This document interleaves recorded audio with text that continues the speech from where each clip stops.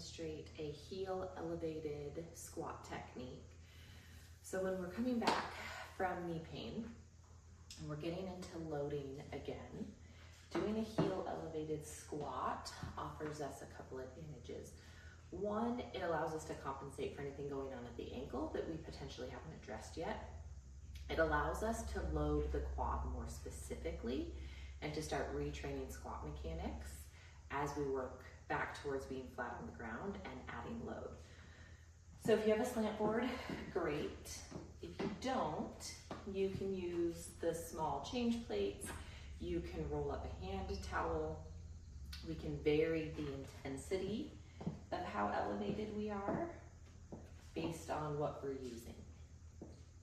So I'm gonna have a surface behind me to squat to work on my depth. And initially, if I can't get to that depth, then we will make it a little bit taller. So I'm gonna come onto my slant board. My feet are gonna be about hip width. I toe out a little bit. So part of working on your squat mechanics is finding your stance position. I'm gonna think about sitting down to that box. I'm gonna keep my knees open so they track over my ankles, and then I'm going to come back up.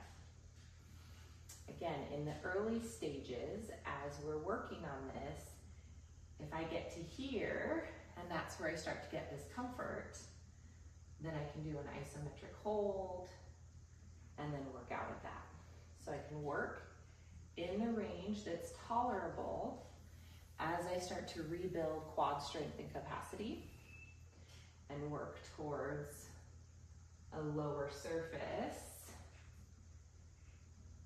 as it becomes more tolerable. Being on this slant board is taking my glutes out of the equation a little bit, so it's making it very quad dominant.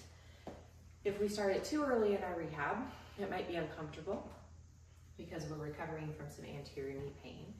But as we progress through recovery, that's gonna allow us to really load our quad muscle group and start to build load capacity and tolerance as we rebuild our strength and get into more functional activities.